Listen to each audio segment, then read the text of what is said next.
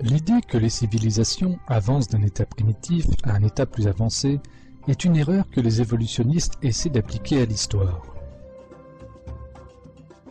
Si l'on abandonne le non-sens et les préjugés évolutionnistes, et que l'on regarde les références et les découvertes historiques avec un esprit impartial, on remarque que ce sont des civilisations qui ont utilisé des technologies très avancées. Les vestiges qui restent de l'Égypte antique, des Mayas et des Sumériens indiquent que les branches de la science telles que l'électricité, l'électrochimie, l'électromagnétisme, la métallurgie, l'hydrogéologie, la médecine, la chimie et la physique ont été largement utilisées. L'électricité a été efficacement produite et largement utilisée dans l'Égypte antique. La batterie de Bagdad et les premières lampes à arc ont été utilisées à cette époque-là. Cependant, la production de l'électricité était-elle limitée à celle-ci dans l'Égypte antique? Un examen attentif de l'histoire égyptienne révèle aussitôt la sophistication dans l'illumination parfaite. On n'a trouvé aucune suie dans les corridors des pyramides ou les tombes des rois, parce que ces endroits étaient éclairés par l'électricité. Les reliefs montrent que les Égyptiens utilisaient des torches électriques alimentées par des sources d'alimentation sans fil. La lampe à arc utilisée dans le phare d'Alexandrie est une preuve supplémentaire que l'électricité a été utilisée dans l'Égypte antique. L'énergie nécessaire pour alimenter le phare d'Alexandrie pendant 24 heures n'a pu être fournie que par une source régulière d'électricité.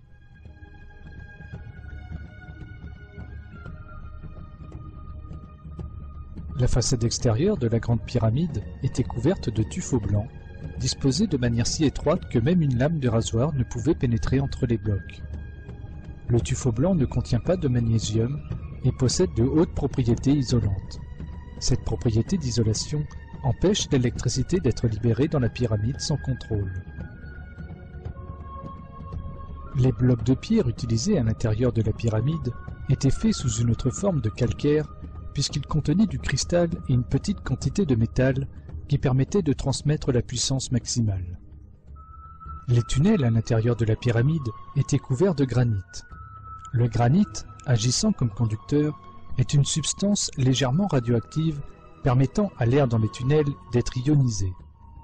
Lorsqu'on examine un câble électrique isolé, on voit que les matériaux conducteurs et isolants sont utilisés de la même manière que dans les pyramides.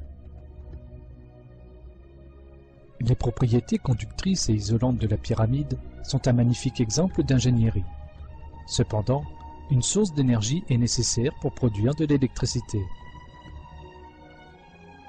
Le plateau de Gizeh, sur lequel les pyramides se situent, est rempli de canaux d'eau souterraines. Les pyramides s'élèvent au-dessus des couches de calcaire, les espaces entre elles sont pleins d'eau. Ces couches de roches qui transmettent l'électricité vers le haut, puisque l'eau souterraine est ramenée à la surface, sont appelées aquifères. Le débit élevé du Nil qui passe à travers ces aquifères produit un courant électrique. Cela est connu comme étant la physioélectricité. Les chambres souterraines de la pyramide sont des conducteurs en granit construits dans la roche chargée de physioélectricité. Ce courant électrique est conduit directement vers la partie supérieure des chambres souterraines de la pyramide, couvertes de granit. Le granit est un très bon conducteur d'électricité. Le champ électromagnétique qui se forme au bas de la pyramide est transmis sous forme concentrée aux couches supérieures de la pyramide. Sur le sommet de la pyramide, il y avait une clé de voûte en or qui était un excellent conducteur électrique. Cette partie n'est plus là de nos jours, c'est-à-dire que le sommet de la pyramide a perdu sa forme géométrique parfaite. Cette clé de voûte en or jouait un rôle pour que les ions négatifs soient transférés à l'ionosphère. De cette manière, un courant électrique pouvait être produit.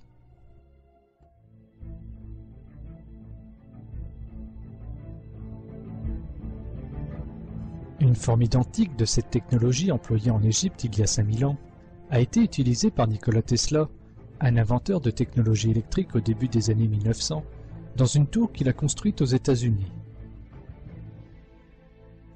Tesla, l'inventeur de la technologie électrique fondamentale telle que le courant alternatif, le moteur électrique, la radio, le laser ou le radar, a réussi à transmettre simultanément les sons et les images entre les continents dans la tour Wardenclyffe qu'il a construite entre 1901 et 1917. Il a utilisé une source électrique extérieure et s'est même servi de la technologie de transmission d'énergie sans fil.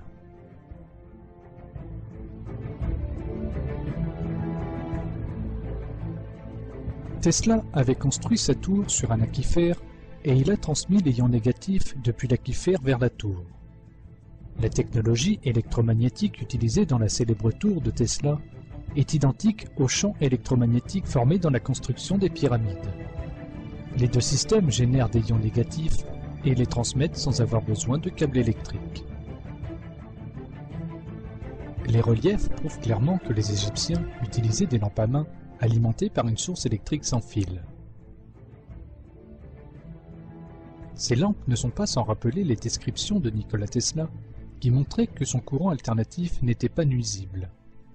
Lors de l'exposition universelle de Chicago en 1893, Tesla a allumé l'ampoule qu'il tenait à la main sans utiliser de câble en transmettant le courant alternatif à travers son corps. Sur ce relief, nous pouvons voir une antenne sans fil. Les Égyptiens ont utilisé l'antenne et l'énergie sans fil pour assurer la communication. Le relief que vous voyez à gauche est un émetteur avec un récepteur sur la gauche. Ces preuves montrent clairement que les Égyptiens utilisaient de l'énergie sans fil pour la communication. Ce relief montre une usine de fabrication de fils. Les fils utilisés par les Égyptiens à cette époque étaient aussi fins que ceux qui sont tissés par les machines de nos jours. Les Égyptiens ont également utilisé l'énergie électrique dans leur usine de tissage. Vu que beaucoup d'objets en or qui sont restés de l'Égypte antique étaient en fait en plaqué or. Pour obtenir une couche d'or si parfaite, il faut utiliser l'électricité. La somme des mesures électromagnétiques faites autour de la Grande Pyramide est la même que celle réalisée lors d'un orage avec éclair. Il y a un champ électromagnétique puissant autour de la Grande Pyramide.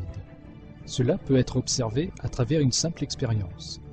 Si vous restez au sommet de la pyramide avec une bouteille enveloppée dans un tissu mouillé, des étincelles sortent de la bouteille comme si on était sur le sommet d'une bobine à haute tension.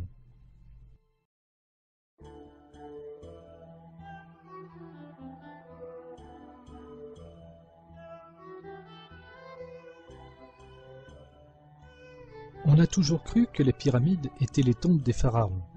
Cependant, dans les corridors de la Grande Pyramide, il n'y a aucune décoration ou écriture qui y fait allusion. Cette structure ressemble à un bâtiment fonctionnel plutôt qu'à un mausolée. Un coffre en pierre vide a été trouvé sur l'axe central de la pyramide que les archéologues ont appelé chambre du roi. Ils ont prétendu que ce coffre contenait autrefois le cercueil du pharaon, mais que celui-ci était vide parce qu'il a été volé. Cependant, lorsqu'on examine les dimensions du coffre en pierre et l'endroit spécial où il a été installé, un fait différent saute aux yeux. Ce point est placé exactement là où la partie manquante dans la structure conductrice de la pyramide devrait être. Si un matériau supraconducteur y était présent, la pyramide pourrait produire assez d'électricité pour l'Égypte entière. On pense que ce supraconducteur, qui se trouvait en Égypte aux temps anciens et dont les dimensions sont adéquates à l'intérieur du coffre en pierre, était l'Arche de l'Alliance. Le prophète Moïse, que la paix soit sur lui, a été adopté par Pharaon et selon les registres historiques, a été élevé en tant qu'administrateur en raison de ses valeurs morales supérieures, son intelligence et ses capacités. L'une des phases lors de sa formation pour diriger l'Égypte antique était l'enseignement de tous les secrets de l'Égypte et la connaissance de l'énergie. En plus de ces autres propriétés, il y a aussi diverses références à l'Arche de l'Alliance dans lesquelles il est écrit qu'elle fonctionnait comme un condensateur et qu'elle avait été la source d'énergie de l'Égypte. Le prophète Moïse, que la paix soit sur lui, est connu pour avoir pris l'Arche de l'Alliance avec lui quand il a fui l'Égypte.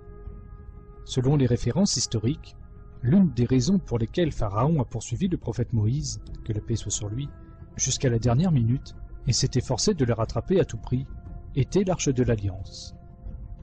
Pharaon était conscient que toute la richesse et la magnificence de l'Égypte seraient perdues sans l'électricité. Les références historiques prouvent aussi que la civilisation égyptienne a atteint son apogée lors du règne de Ramsès II, qui a vécu à la même époque que le prophète Moïse, que la paix soit sur lui. Mais ces civilisations se sont effondrées en moins de 10 ans après Ramsès II, et Gizeh a même été abandonnée. La ville, qui était autrefois le centre de la civilisation, est restée vide jusqu'à la dynastie suivante. Les reliefs laissés par les Mayas et les Assyriens contiennent également des images de techniques similaires à celles appliquées dans les pyramides. Toutes ces informations démontrent une fois de plus qu'il n'y avait pas de gens et de sociétés primitives dans le passé, comme les évolutionnistes voudraient nous le faire croire. En termes de civilisation, des communautés plus ou moins développées ont toujours vécu côte à côte et à tout moment à travers l'histoire. Une société qui a existé il y a des milliers d'années a connu une technologie beaucoup plus avancée par rapport à celle qui vit au XXe siècle. Et cela nous montre que le développement ne fait pas partie d'un processus évolutif, autrement dit, qu'il n'y a pas d'avancement linéaire à partir d'un niveau primitif de la civilisation à un autre plus développé dans l'histoire.